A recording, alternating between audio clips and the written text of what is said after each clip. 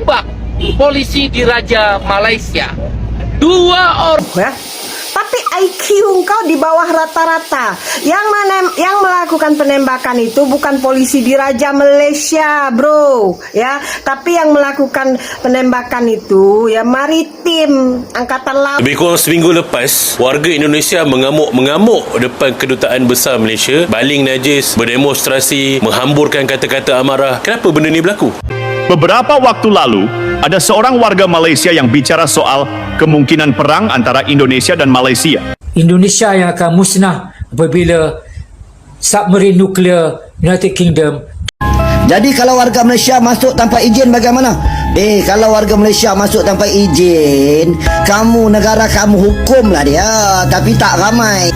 Rakyat kami yang pergi Indonesia tak ramai. Nak kerja apa dekat Indonesia? Duit kamu murah. Assalamualaikum warahmatullahi wabarakatuh. Jumpa lagi para sahabat dan teman-teman dengan Mas Farhan. Gimana kabar-kabarnya? Semoga kalian semuanya sehat-sehat sahaja. Dan yang baru bergabung di videonya Mas Farhan, jangan lupa bantu sokongannya dengan like, komen, share, dan subscribe-nya. Terima kasih banyak-banyak yang sudah bantu support di channel Mas Farhan. Semoga kalian semua dimurahkan rezekinya, dipanjangkan umurnya, dijauhkan dari malak bahaya oleh Allah Subhanahu wa Ta'ala. Amin, amin, ya Rabbal Alamin.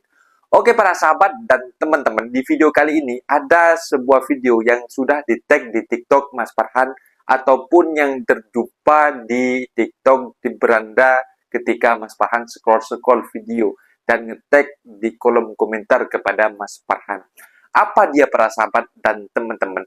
Katanya Malaysia dengan Indonesia itu dihasut oleh oknum-oknum yang tak suka kepada Malaysia, yang kemarin sempat viral tentang WNI yang didador. Dan di sini sudah tahu, ketika kemarin ada influencer yang dari Malaysia datang ke Indonesia, mereka melakukan kesalahan.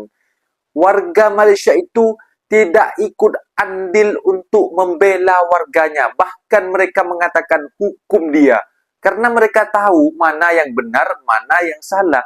Tetapi ketika warga Indonesia yang kemarin di lautan itu mau pulang dan sampai kena tangkap dan katanya ada perlawanan, tapi di situ mau diselidiki dengan sedetail-detailnya.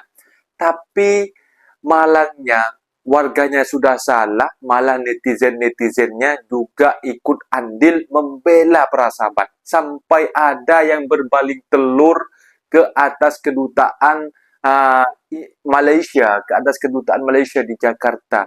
Bahkan netizen-netizen banyak yang menyekolahkan netizen Malaysia, menyekolahkan netizen Indonesia tentang hal ini. Menurut Mas Farhan, jangan ikut andil dengan oknum-oknum yang tak suka kepada negara Malaysia, yang mau memecah belah antara kedua belah pihak. Dan teman-teman penasaran seperti apa videonya? Kita simak sama-sama. Beberapa waktu lalu, ada seorang warga Malaysia yang bicara soal kemungkinan perang antara Indonesia dan Malaysia. Indonesia yang akan musnah apabila submarin nuklear United Kingdom turut bersama membela Malaysia. What do you think?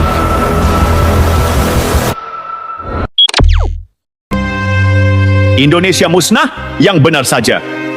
Jadi begini, beberapa waktu lalu, ada seorang warga Malaysia yang bicara soal kemungkinan perang antara Indonesia dan Malaysia. Katanya, kalau perang benar-benar terjadi, Inggris, United Kingdom, bakal turun tangan membela Malaysia. Bahkan, dia bilang, jangan kaget kalau kapal selam nuklir Inggris tiba-tiba muncul di Selat Malaka. Indonesia yang akan musnah apabila submarin nuklear United Kingdom turut bersama membela Malaysia. Klontar, the best jembit. Nah, sekarang kita tanya balik. Siapa yang sebenarnya harus kaget? Kita, Indonesia? Bangsa yang sudah terbukti berkali-kali melawan penjajah, bertahan dalam tekanan global, dan tetap berdiri tegak sebagai negara merdeka? Jujur saja, ini bukan pertama kalinya ada provokasi semacam ini. Dulu juga ada istilah ganyang Malaysia, bukan karena Indonesia benci rakyat Malaysia, tapi karena ada campur tangan asing dalam urusan negara kita. Dan lihat siapa yang ikut campur waktu itu? Inggris, Australia, Selandia Baru. Semua turun tangan demi memastikan Malaysia tetap ada. Itu fakta sejarah. Lalu sekarang ada yang bilang Indonesia akan musnah kalau Inggris ikut perang. Sepertinya ada yang perlu belajar ulang tentang geopolitik. Mari kita bicara soal kenyataan. Apakah Indonesia ini negara lemah? Tidak. Apakah Indonesia ini bangsa yang takut ancaman? Tidak. Apakah Indonesia akan mundur kalau ada tekanan dari negara besar? Tidak juga. Lihat sejarah. Indonesia bukan negara yang lahir dari meja perundingan, tapi dari perlawanan bersenjata melawan penjajah. Indonesia berjuang dari titik nol, bukan diberi hadiah kemerdekaan seperti beberapa negara lain.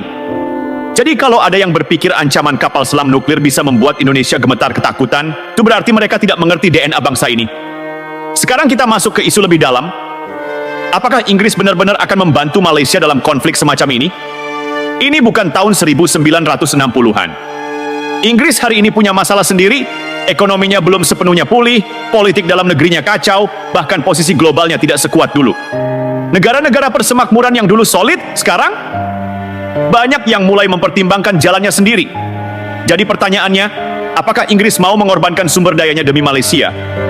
Apa Inggris siap menghadapi konsekuensi global hanya demi ikut campur dalam konflik yang bahkan belum tentu menguntungkan mereka?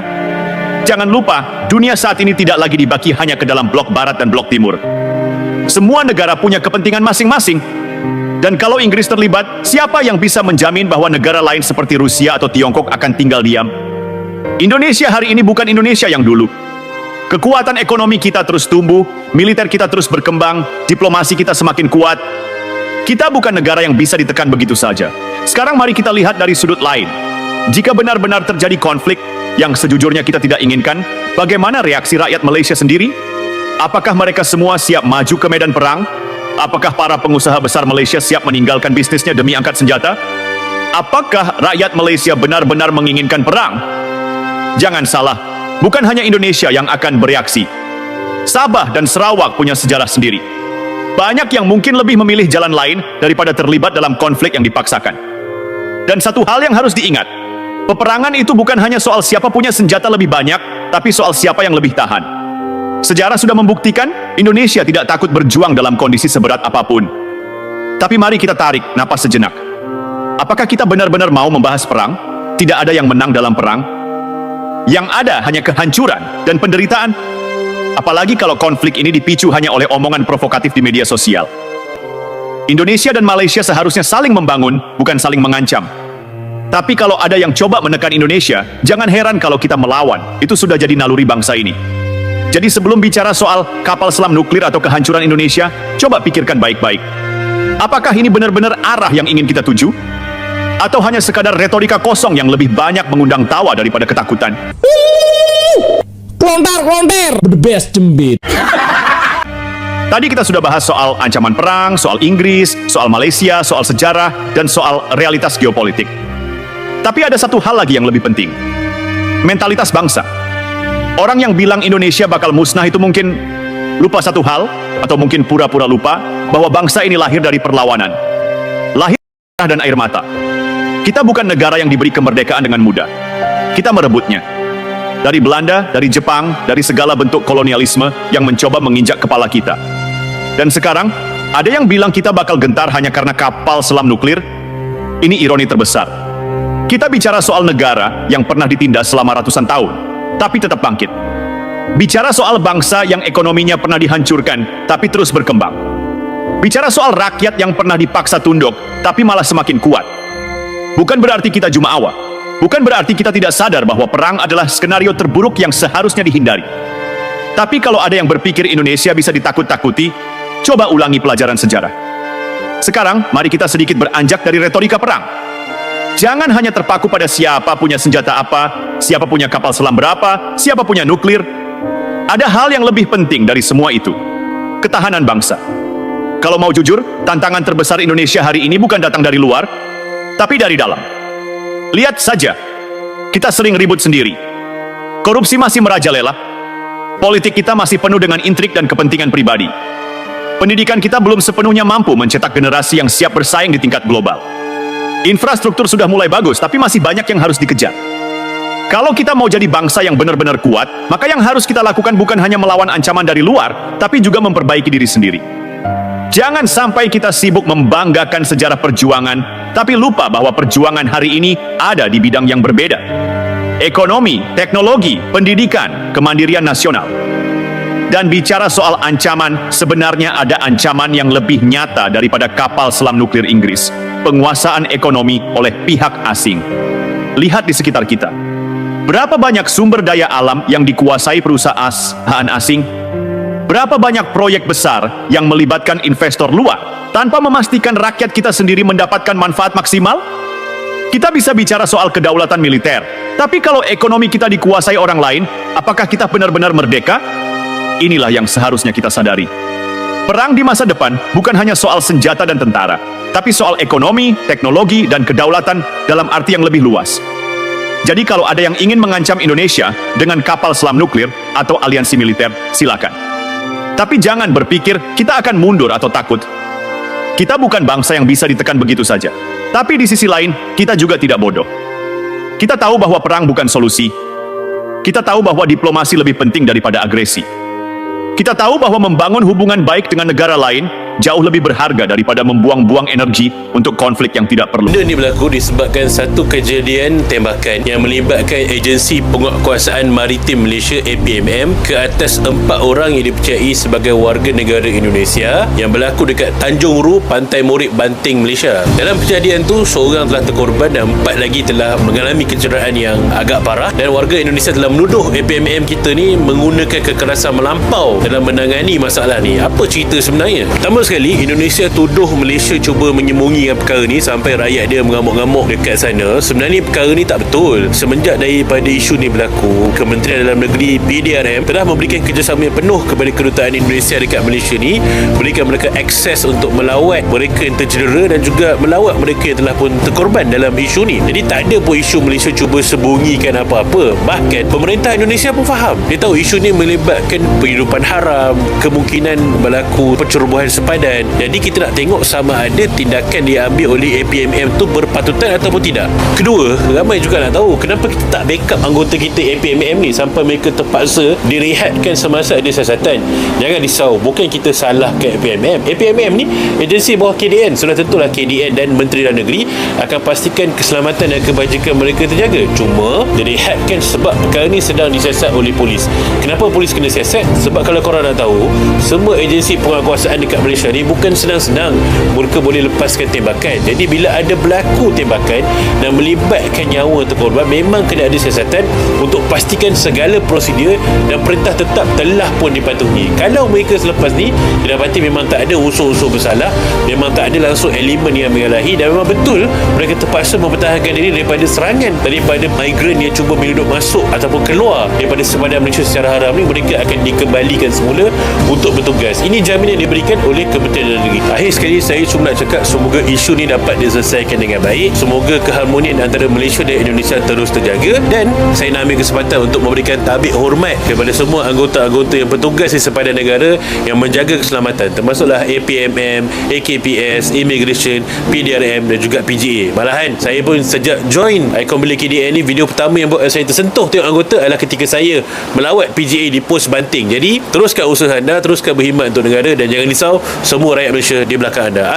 Nah, itu dia para sahabat dan teman-teman, semua video yang sudah kita simak. Makanya kita jangan ikut andil, jangan ikut terprovokasi dengan oknum-oknum yang memang tak suka kepada Malaysia, yang ingin menghancurkan antara umat Islam dengan umat Islam yang ada di Malaysia. Karena banyak oknum-oknum seperti Apek Sindo itu setiap hari di dalam live-nya ketika Mas Farhan itu menengok, bahkan di-share kepada Mas Farhan, yang dibahas itu sahaja para sahabat. Dan bukannya ketika para TKI membuat studi banding itu karena kita itu rasa cinta kepada negara kita, ingin meniru negara maju macam itu. Bahkan banyak ya para sahabat ketika membuat konten-konten tentang jalan, ketika sudah viral akan diperbaiki para sahabat, akan di-repair macam itu. Kalau kita tak membuat konten macam itu, dibiarkan begitu sahaja para sahabat. Jadi buat teman-teman, makanya jangan ikut terprovokasi antara oknum-oknum yang tak suka kepada Malaysia. Orang Malaysia saja yang datang ke Indonesia yang berjulukan menjadi influencer TikTok atau influencer seperti artis, kalau salah membuat berita hoax yang kemarin sempat viral di TV-TV internasional Indonesia dan Malaysia, itu tidak ada satupun orang Malaysia, netizen Malaysia yang membela orang Malaysia yang datang ke Indonesia yang membuat konten hoax. Itu tidak ada yang membela. Bahkan ada narasi sebuah video, gak apa-apa, dihukum aja, mereka salah gitu kan. Jadi membuat warganya itu kasih pelajaran gitu, bukan hanya seperti warga kita, netizen kita, tanpa menyelidiki selak beluknya fakta, langsung dipukul, dihantam, langsung dikecam, inilah itulah. Sebenarnya kalau kemarin ada narasi pulangkan TKI yang ada di Malaysia sahaja macam itu. Lalu bagaimana para sahabat? Apakah siap untuk menyiapkan lapangan pekerjaan? Berapa juta yang ada di Malaysia sekarang para WNI yang bekerja secara halal ataupun non halal di Malaysia ini para sahabat. Jadi dipikir-pikir dululah untuk menyaring sebuah berita itu, biarlah diselidik sampai tuntas setuntas-tuntasnya. Jangan ada narasi yang mengatakan perang lah, apalah ini, dan bom lah, inilah itu. Jangan terprovokasi. Intinya buat para sahabat, kalau memang ada niatan untuk merantau kemanapun negara, Taiwan, Hong Kong, Korea, itu ikuti prosedur yang ada. Jangan sampai datang secara ilegal, terutama ke Malaysia. Karena antara Malaysia dengan Indonesia ini sangat jaraknya dekat, sangat mudah untuk diselundup, untuk diceroboh macam itu, di tengah pelautan itu. Jadi, untuk kesadarannya rakyat kita sendiri, jangan ikut andil untuk ikut-ikutan mafia-mafia penyelundupan orang, agar kalian itu tidak ikut tersesat dengan upaya mereka. Ketika kalian sudah sampai ke Malaysia, kalian akan menjadi buronan polis dan juga immigration macam itu. Karena Mas Farhan sudah tahu di lapangan seperti apa. Kalau orang kosong bercerita kepada Mas Farhan, tidur pun tidak lena, tidak nyenyak, ketakutan. Ketika pulang pun ke Indonesia kalau tanpa dokumen, seperti kemarin itulah konsekuensinya sendiri.